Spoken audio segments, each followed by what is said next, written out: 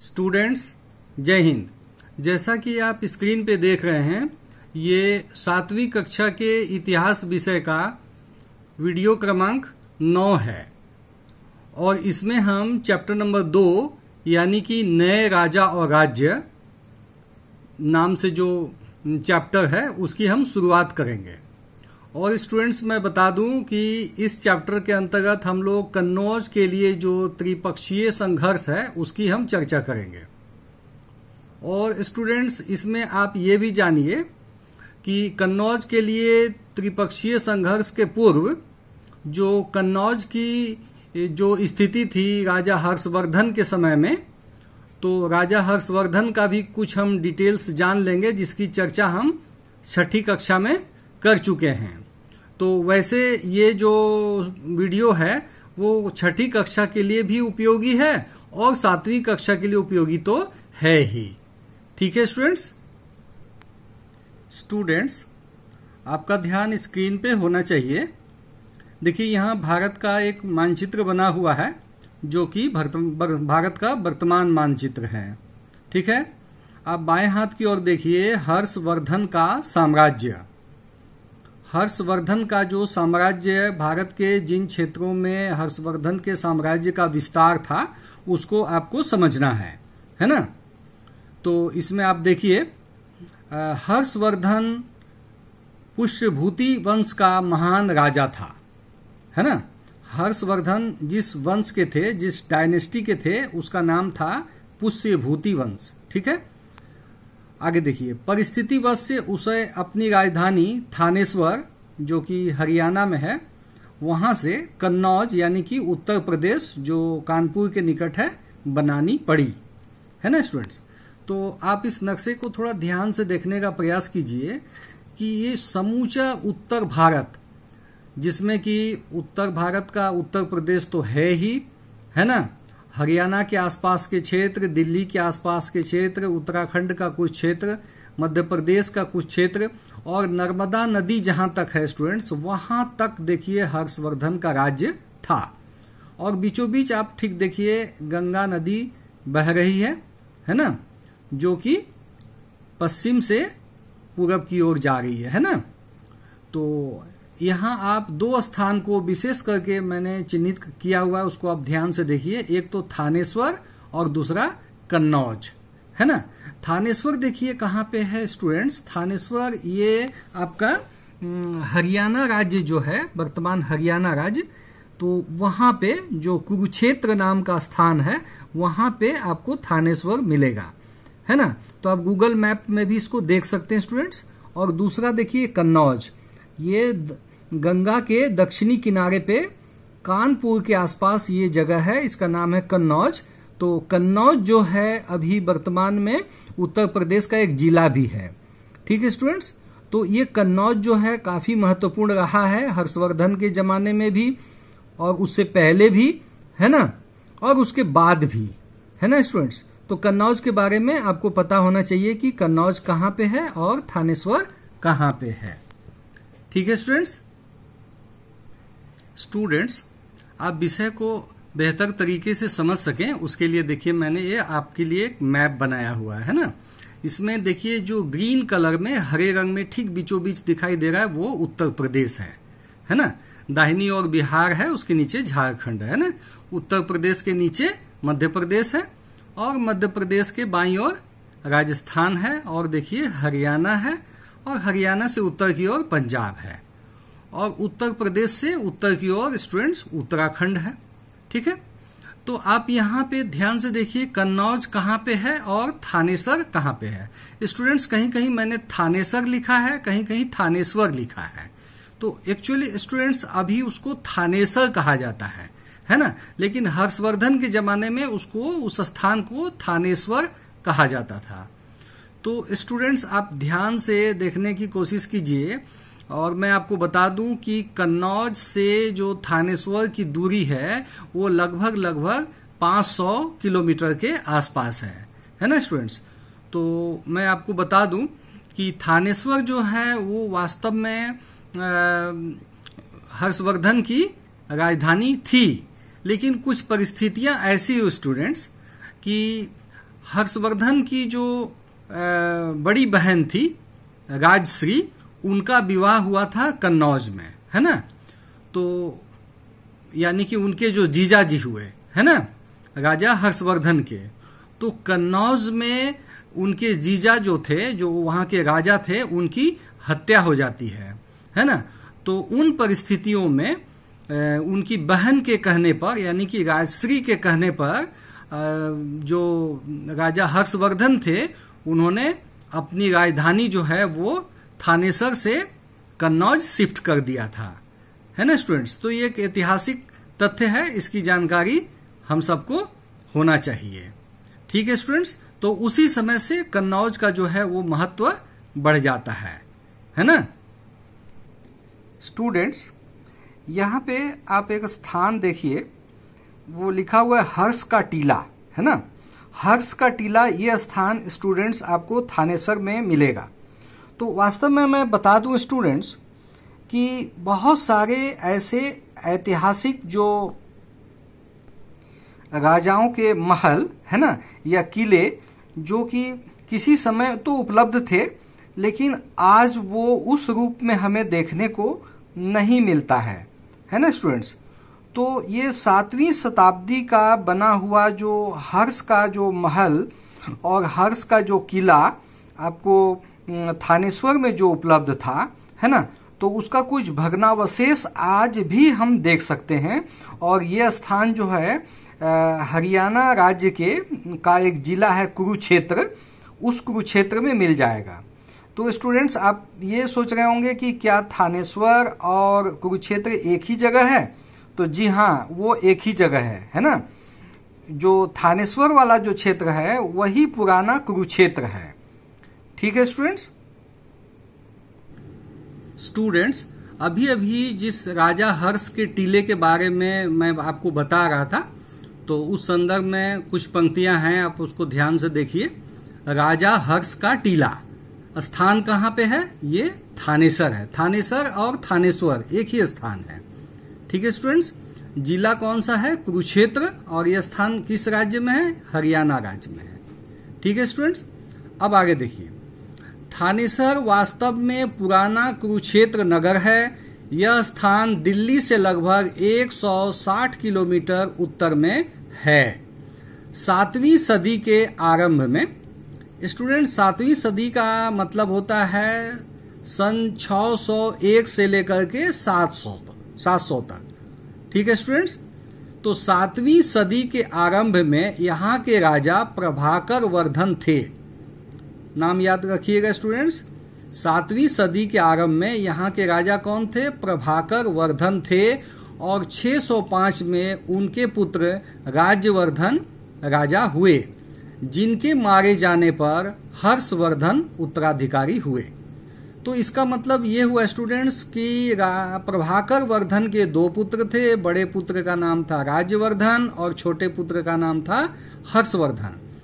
तो स्टूडेंट्स, मैं आपको बता दूं कि हर्षवर्धन बाद में एक बहुत प्रतापी राजा हुए, और ऐसे राजा हुए जिनकी चर्चा हम आज भी करते हैं स्टूडेंट्स, और इनको एक महान राजाओं की गिनती में हम लोग रखते हैं। राजा हर्षवर्धन का जो काल था वो काफी महत्वपूर्ण था भारत के इतिहास में। ठीक है स्टूडेंट्स, आप स्क्रीन पे फोकस करें, है ना। देखिए, हर्षवर्धन के पश्चात कन्नौज के लिए संघर्ष। तो मूल मामला तो यही है कि हमें पढ़ना है 7वीं कक्षा में कि हर्षवर्धन के बाद क्या हुआ कन्नौज में, और कन्नौज के लिए किस प्रकार का संघर्ष हुआ विभिन्न राजाओं के बीच में। लेकिन स्टूडेंट्स, आपको ये समझना जरूरी है कि कन्नौज में ऐसा क्या था कि जिसके लिए संघर्ष हुआ। तो हमें हर्षवर्धन के काल के संदर्भ में संक्षिप्त जानकारी प्राप्त कर लेना आवश्यक है स्टूडेंट्स, तभी हम लोग कन्नौज के लिए जो संघर्ष है उसको हम लोग समझ सकेंगे। तो चलिए देखिए स्टूडेंट्स, 7वीं सदी में 606 से 647 कुल 41 वर्ष संपूर्ण उत्तर भारत में महान सम्राट हर्षवर्धन का शासन था। तो 606 से स्टूडेंट 647 तक 41 ईयर होता है, 41 साल होता है। ठीक है स्टूडेंट्स, हर्षवर्धन पुष्यभूति वंश का महान राजा था। उसने अपनी राजधानी थानेश्वर की जगह कन्नौज को बनाई। तो अभी मैंने आपको नक्शा बना करके भी दिखा दिया स्टूडेंट्स कि कन्नौज कहाँ पे है और थानेश्वर कहाँ पे है। ठीक है स्टूडेंट्स, कवि बाणभट्ट रचित संस्कृत ग्रंथ हर्षचरितम में से हमें उस समय के इतिहास का पता चलता है। ठीक है स्टूडेंट्स, तो यहाँ एक नाम आ रहा है स्टूडेंट्स, एक कवि का नाम जिनका नाम था बाणभट्ट। तो एक्चुअली बाणभट्ट जो हैं वो राजा हर्षवर्धन के दरबारी कवि थे और उनके मित्र भी थे, है ना। तो उनके द्वारा एक पुस्तक लिखी गई है जिसका नाम है हर्षचरितम। तो मैं बता दूं स्टूडेंट्स कि हर्षचरितम एक महान ग्रंथ है संस्कृत में, और ये कोई साधारण पुस्तक नहीं है। और स्टूडेंट्स, इतने मध्यकाल का इतना उथल पुथल वाला समय होने के बावजूद स्टूडेंट्स ये पुस्तक आज भी उपलब्ध है। और मैं आपको बता दूं स्टूडेंट्स कि कई पुस्तकालयों में तो ये हर्षचरितम उपलब्ध है ही, और आज के ज़माने में जैसा कि आप जानते हैं ई कॉमर्स के माध्यम से अमेज़ॉन है या स्नैपडील है, कई तरह के जो विक्रेता हैं आज के युग के, तो वो भी इन पुस्तकों को बेचते हैं और हम लोग उन पुस्तकों को वहाँ देख सकते हैं।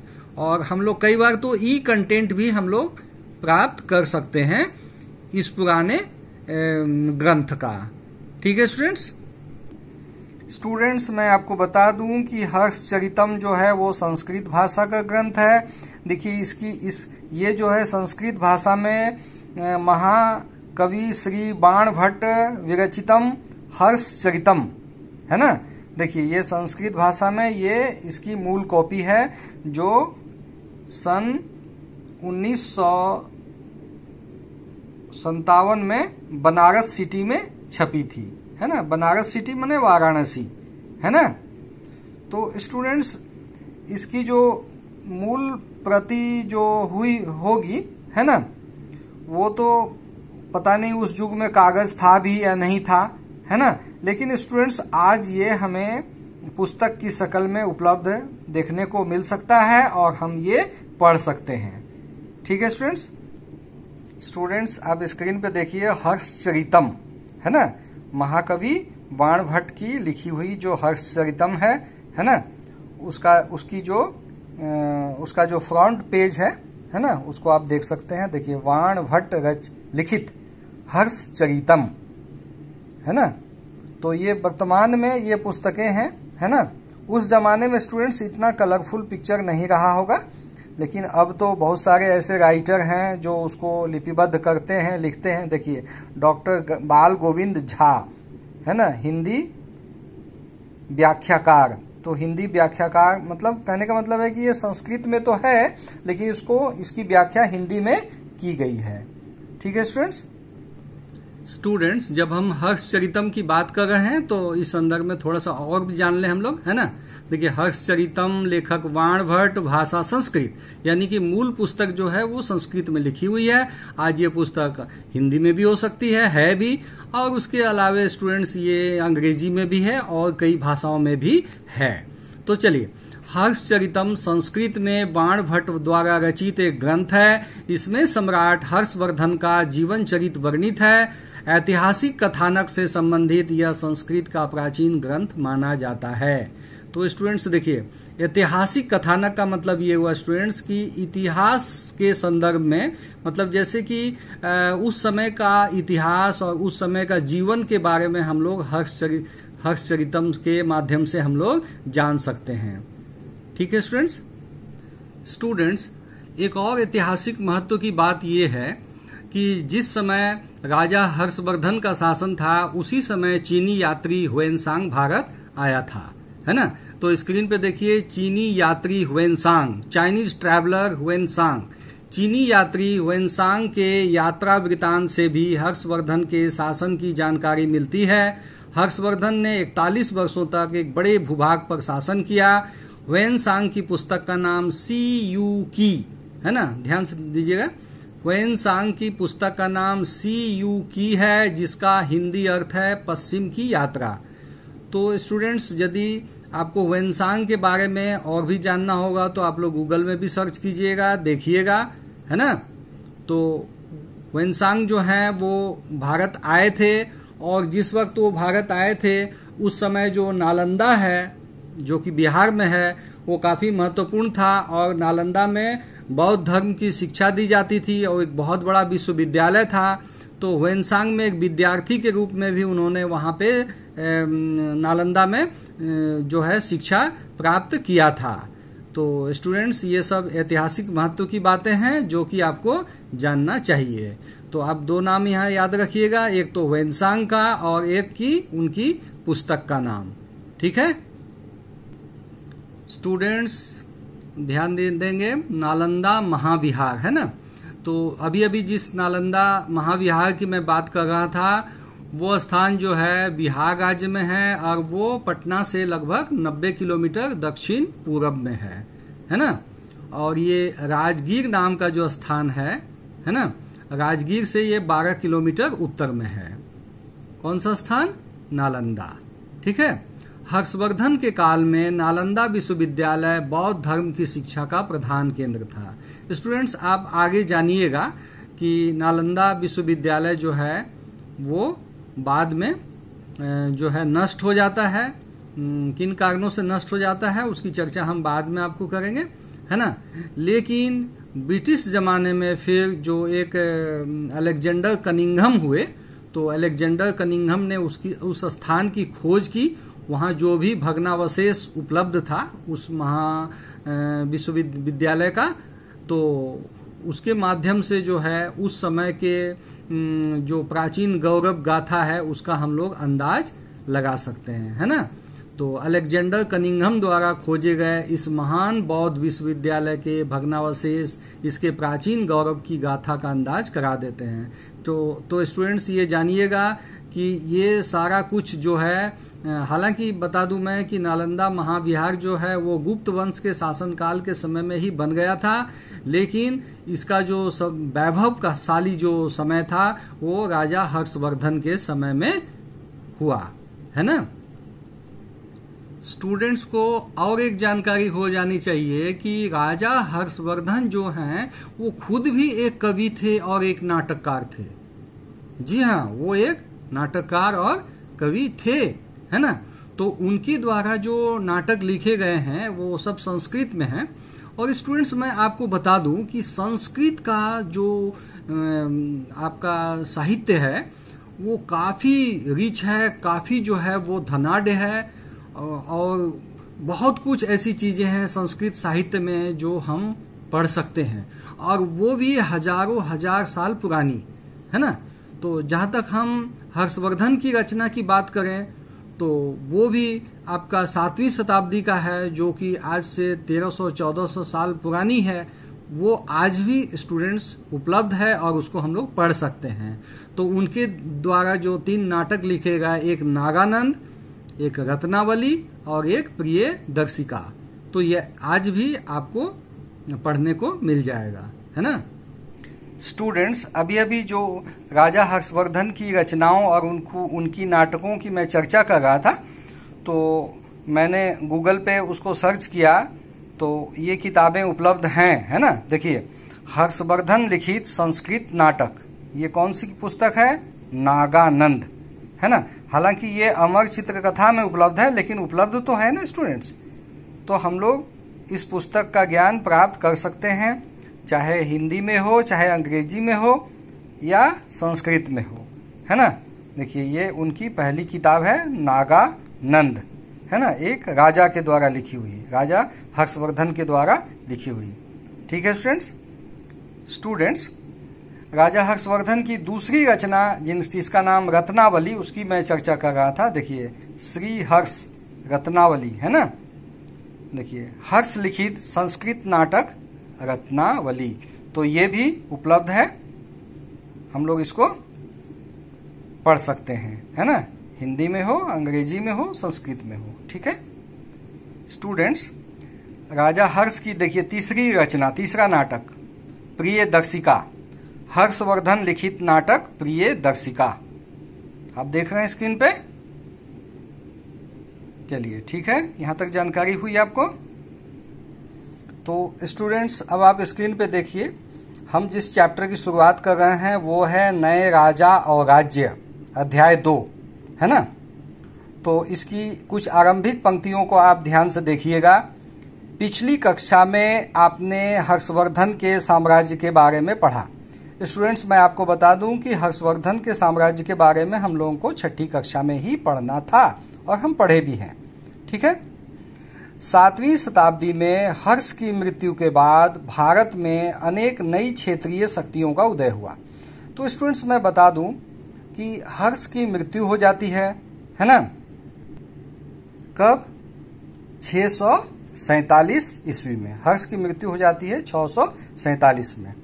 तो उनकी मृत्यु के बाद स्टूडेंट्स जो कन्नौज एक महत्वपूर्ण स्थान हो गया था, एक महत्वपूर्ण राजधानी हो गई थी, काफी वैभवशाली शहर हो गया था, तो उसको लेकर जो है 3 राजाओं में, विशेष करके जो 3 राजा थे उनमें संघर्ष होता है ना, उसको प्राप्त करने के लिए, कन्नौज को जीतने के लिए, है ना।